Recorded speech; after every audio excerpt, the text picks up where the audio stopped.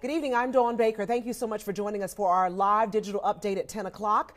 As you know, we are streaming this broadcast live online at WTOC.com, on a WTOC News app, Facebook, Roku, Amazon Fire, YouTube, as well as Twitter. Here's some of the top stories we're following for you this evening. Chatham County Police need your help to find an 11-year-old boy they say was last seen getting off of the school bus today. That's him right there. The bus dropped Gavin Fox off at his stop in the Battery Point neighborhood on Whitmarsh Island, and no one's seen him since. So if you see this little boy or know where he might be, please call the Chatham County Police Department right away. And the state of Georgia is now looking into allegations that two former Savannah State University police officers sexually assaulted and harassed their subordinates. The agency that gives law enforcement officers their police powers is investigating former campus police sergeant Nathaniel Copeland and will soon do the same for the former chief, James Barnwell, you see there. Well, the Georgia Peace Officers Standards and Training Council, also known as POST, says it is actively investigating Copeland and is waiting on paperwork from the Attorney General's office to open up an investigation for the former chief as well. The investigation comes after an attorney for two women accusing both of the men of sexual harassment and assault asked POST to decide if the two senior officers should keep their police certifications. If they lose them, they can't work as a sworn officer in any police department in the state of Georgia. Neither works for Savannah State anymore after a Board of Regents investigator found that they violated the university's sexual harassment policy. POST says it will look at all the evidence it collects during its investigation and make some kind of decision. The attorney for the accusers say she's glad the agency is taking the claim very seriously.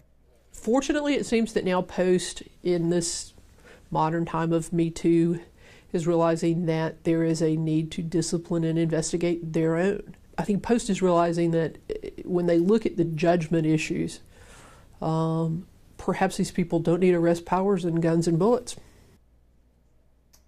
And POST also says their investigation will probably take up to 18 months. Barnwell and Copeland's attorneys did not answer our request for a comment this evening. We're also looking down at some of the comments with many people praying for the little boy Gavin Fox from the Battery Point neighborhood. And we'll send all of our thoughts and prayers out to that family and hope that he returns home safely soon.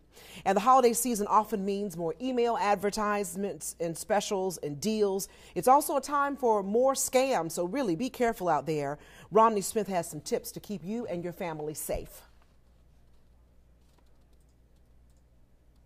With holiday shopping in full swing, phishing scams via email are coming right to your inbox. A mail from an attacker can look exactly like a mail from the real brand because it's easy for an attacker to just replicate the exact mail, save it, and resend it. Phishing is an illegal tactic used to get valuable information like your account number, social security number, login ID, and passwords.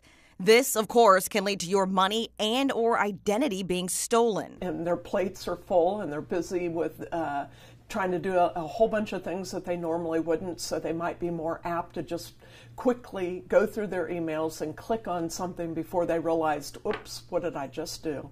Some easy advice: use common sense when going through your email to determine if it's legitimate or not. If you log in here and do a survey, we're going to give you a $50 gift certificate.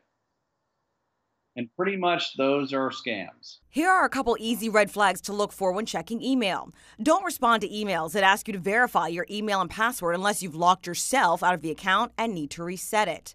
Don't click on unknown links that could expose you to malware. If you receive an email over max storage alert, check your email storage directly and consider deleting from your email instead of giving an online company access to clean it up. And don't verify your financial information through an unsolicited email. All I can say is slow down. You click on that link or you open an attachment and they can infect your computer with immediate ransomware and you're dead until you pay for that. Delete anything that looks suspicious. If you think it may be real, call the company directly to verify. Now, according to the FCC, these phishing scams cost Americans $4 billion just last year. So the reason we get those emails and the texts is because people are falling for them and the scammers are actually getting rich. I was taking a look at some of the comments coming in. Many people, of course, still praying for the little boy, Gavin Fox. We, of course, are not giving up hope. We hope that police or he will just show up at home safe and sound. We're going to be the first to let you know if he does. And many also commenting about the SSU former officers, Copeland and Barnwell. They have already been fired. This is another agency that's investigating that would actually prevent them from being police officers in the state of Georgia if they are found to be in violation of those codes. We'll keep following that story for you as well. Thank you so much for joining us this evening. Don't forget about the news at 11. Jamie Ertel will have the very latest forecast, and Jake Wallace will have your sports. Good night, everyone.